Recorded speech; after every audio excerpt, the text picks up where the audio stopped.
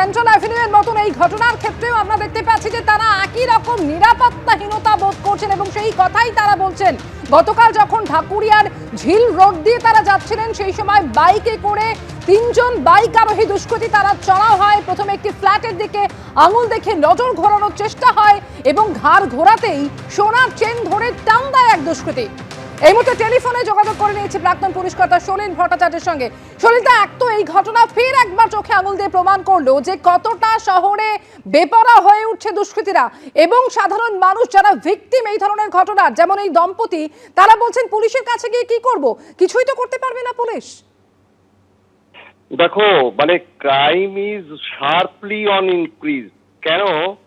কারণ কলকাতা পুলিশের যদি ভাঙর, কাশীপুর, কলকাতা লেদার কমপ্লেক্স, এই প্রত্যন্ত গ্রাম্য অঞ্চলটাও যদি কলকাতা পুলিশকে দেখতে হয় তাহলে তো স্বাভাবিকভাবে মানে সিটি কলকাতা যেটা, সেটাকে তো আলটিমেটলি তো এটা তো ইগনোর্ড হচ্ছে।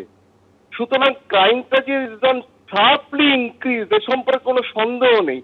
এবং আজকে যে দিনের বেলায় বা সন্ধ্যেবেলায় যে মহিলার থেকে হার ছিনতাই হচ্ছে, এগুলো তো আমরা শুনিনি কখনো আগে। কলকাতার বুকে একটা হয়েছে বলে আমরা কখনো জানি না।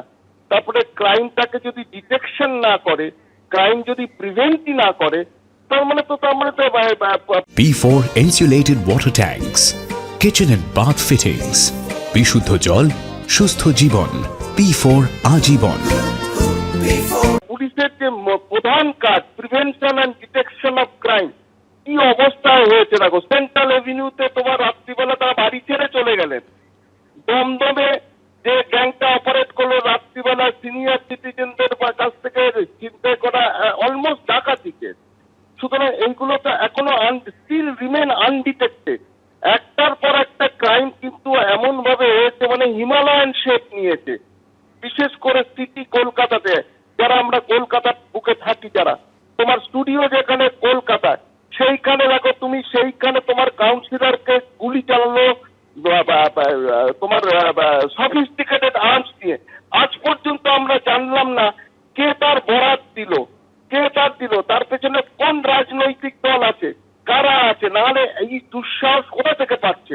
সুতরাং আমাদের কিন্তু এখন সাধারণ নাগরিকের কিন্তু আছে চলাফেরা, মহিলাদের নিরাপত্তা, সবকিছু ইজ অ্যাট স্টেক। সুতরাং আমার বলার কিছু নেই।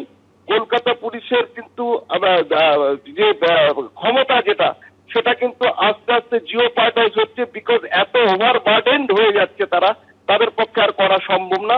এটা রাজ্য প্রশাসন, রাজ্য সরকারের একটা চরম গাফিলতি এবং ব্যর্থতা বলে আমি মনে করি।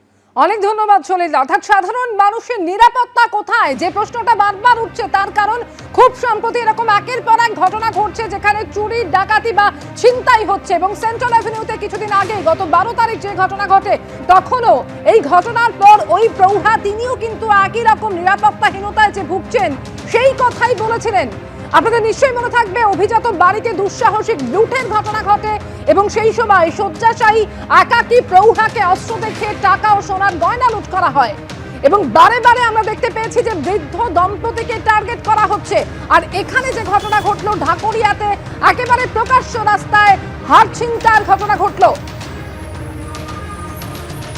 গত 12ই ফেব্রুয়ারি সেন্ট্রাল অ্যাভিনিউতে ভয়াবহ লুটের ঘটনা ঘটে। বাড়ির কাছেই থানা এবং এই ভরসাতেই বৃদ্ধা মাকে একা রেখে ভিন রাজ্যে গিয়েছিলেন দুই মেয়ে, কিন্তু লুটপাট সেই ভরসা একেবারে টলিয়ে দিয়েছে। মাকে আর কিছুতেই তারা একা ছাড়তে রাজি নন। অসুস্থ শরীরে বৃদ্ধা মাকে আত্মীয় বাড়িতে পাঠিয়ে দিয়েছেন তার মেয়ে।